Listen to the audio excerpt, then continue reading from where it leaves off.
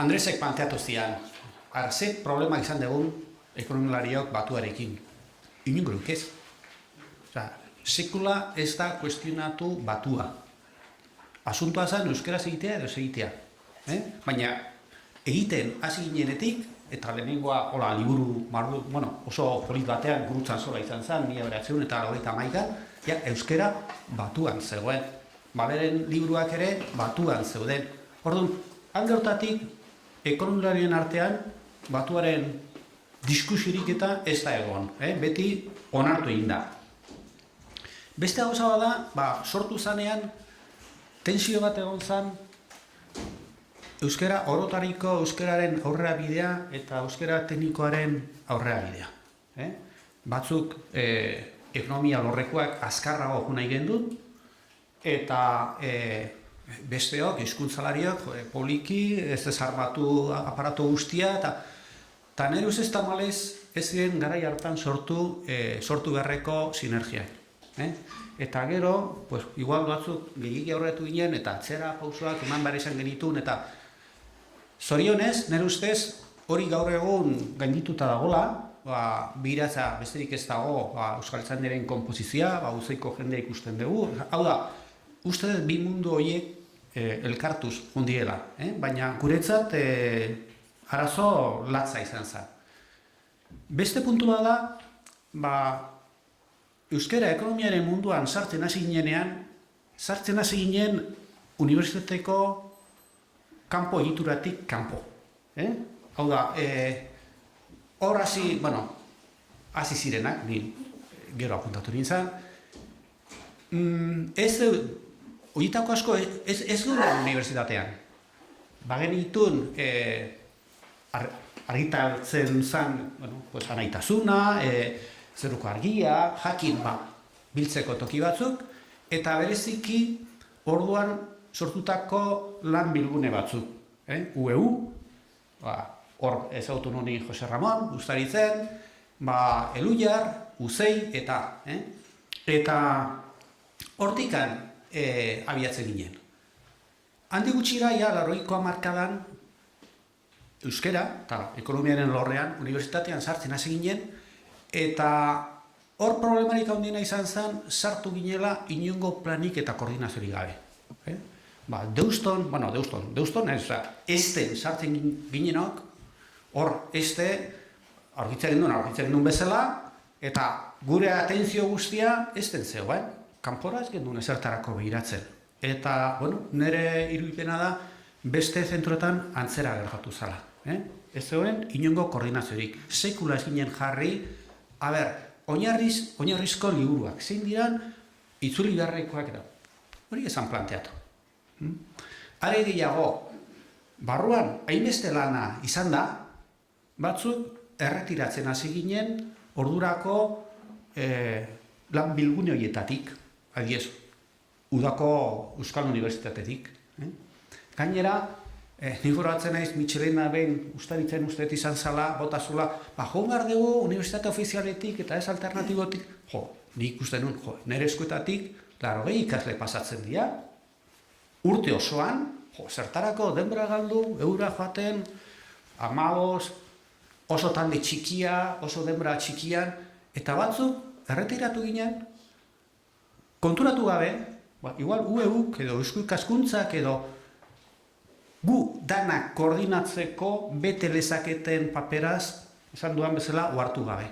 Eta uste dut aukera paregabea galdu gendula. Nire esperientzia da, garai hartan, hori, azkenean inongo koordinaziorik gabe, juten ginen, atratzen zirenean deialdiak, liburuak euskeraz idazteko da, asignatura berdinarekin, Espainiako ekonomia, UPV-tik eta gu jun ginen, eta beste 11 asignaturetan berdin ditun testo liburuak esan bat ere sortu. Tamalez, nire ustez, unibertsitatean ez dugu koordinazioa hobetu. Eta segitzen dugu lehengo lepotik burua. Gehien jota koordinatu dugu unibertsitatearen barruko euskera zerbitzuak, Deuston, lehen ez zegoen batetik, zuzenbidea bestetik, orain behintzat deuston badeu bat, baina guk ez dakigu UPV zer egiten duen, besteok zer egiten duten, ez daukagu inongo koordinaziorik. 80ko hamarkadan, nire ustez, urrats irmoak eman ziren unibertsitatean, eta hor, naiz eta barruko indarraekin alegindu, berehala konturatu ginen, kanpoko baliabideak behar genitula. Bai izkeraldetik eta bai idazkeraldetik. Eta aurkitu genuen. Hiztegi aldetik, euskara batua aurrea zijoan, baina bereziki guri euskara batua Elujarren bitartez iritsi zaigu. Gu Elujarren iaia kidea gea. Eta ere gehiago Elujar internetez jarri zanean olako bitartekariak behar genitun. Hiztegi teknikoak, Useirekin batera, atera gendun ekonomia eta finantzak 1989an, uste dut, eta garai hartan erotuta ibiltzen ginen ze, ekonomia eta finantzak beharrezko zen, baina enpresa hiztegia zegoen, zuzenbidea zoratzen gindu, eta bakoitza liburu batean, eta Euskalter sortu zanean, hori izan da, zoragarria guretzat. Naiz eta termino desberdinak dana batera ematen dizute. Hor, beraz, egondan aurrera pausoa hiztegi orokorretan eta hiztegi teknikoetan oso importante izan da. Idazkeraldetik berriro ere guretzat klabeak izan ziren estilo liburuak. Lehendabizi unkaria, ero berria, hala ere, oraindik ere, amets egiten dugu fundeu bezalako. Erakunden bat, baldin balego, ze el paisek ere badu bere estilo liburua, baina el paisek egiten duna eta fundeuk egiten dutena. Orduan, guri, garai hartan, arauak eta samurrago iriste zitzaizkigun olako bitartekarien bitartez, zuzenean, Euskaltzaindiatik baino. Euskaltzaindiak orain bere webgunea asko betu du, baina garai hartan, erabiltzeko zen. Unibertsitatean topatutako dilemak, euskara sartzeko ekonomian. Diskusioa euskara jaso edo arrunta. Euskaldun berriok, ni bezalako euskaldun berriok batez ere, ederko nahi gendun euskara alako iparraldeko hitzak sartu, inork ez zun gure testorik ulertzen. Hori eskarmentuz ikasten dugu, eta azkenian jungera uste dut, ez gu bakarrik, uste dut euskara junda bilatzen oreka, plan hortan, jaso eta ulerterrez horren artean. Bigarren dilema unibertsitatean ikusi genduna, zeri eman lehentasuna, irakaskuntzari edo ikerketari. Gure kasuan, ez den, dudagabe, irakaskuntzari. Eta ikerketaren barruan, eliteko alako artikulo, puntako artikuloa, edo gehiago review modukoak eta gu, dudari gabe, bigarrena. Eskerrak lehenago, debate hori lehenago hona zan. Eztabaida famatu hori, euskeraz egin daitekeen fiska nuklearrez edo olakoa eta, erantzun zitzaizkion, batzuk erantzun zioten puntako artikuluekin eta premio hori kendu ziguten, eskerrak. Baina gu beti lehenetxi izan dugu divulgazia. Jende gira gana iristea eta impactua. Eta hirugarren dilema, guretzat izan zen kantitate edo kalitatea. Alik eta asignatura gehienetan euskara sartzea edo ematen diren horietan irakasle berdina izan behar du euskaraz eta erderaz. Ez erderaz katedraduna eta bestea bigarren mailakoa. Asignatura bat aktibatzen daneko egon behar du materiala euskeraz, gutxienez apunteak. Ikasle balorazio txarra baldin badote, asignatura hori kentzen da. Erderaz egiten ez genduna. Asko zorrotzagoak. Eta porterreke erakusten duen bezala, baldin badaukazu eskari zorrotz bat, hor lehiakorra egiten zaitu. Eta azkenian, handikan pasatako jendea, gaur egun da, orkestrako institutuan, ikertzaileiko berenak euskaldunak izan dira. Orduan, kalitatea, kasu hortan, ez da horreka, kalitatea betik kantitatearen aurretik. Beste mundua da unibertsitatearena, beste mundua da enpresena. Enpresena, lehenengo aleginak, 70ko, 80ko hamarkadan, Elujarrekin hasten dira, laneko euskera, dala, hasten dira Ularko eta Uzeirekin hiztegiak egiten, enpresa hiztegia, gero finantza hiztegia egin zen, aurrezkutxetan aurrera segitu zuten, eta enpresa mundua krisia zalata geldiune bat egon zen. Eta berriro ere, 80ko hamarkadan, hor aliantza bat egon zen Elujar eta Eusko Jaurlaritza, euskara planak, lehen da bizi probatzeko, testatzeko, eta gero ja martxan jartzeko, eskerra.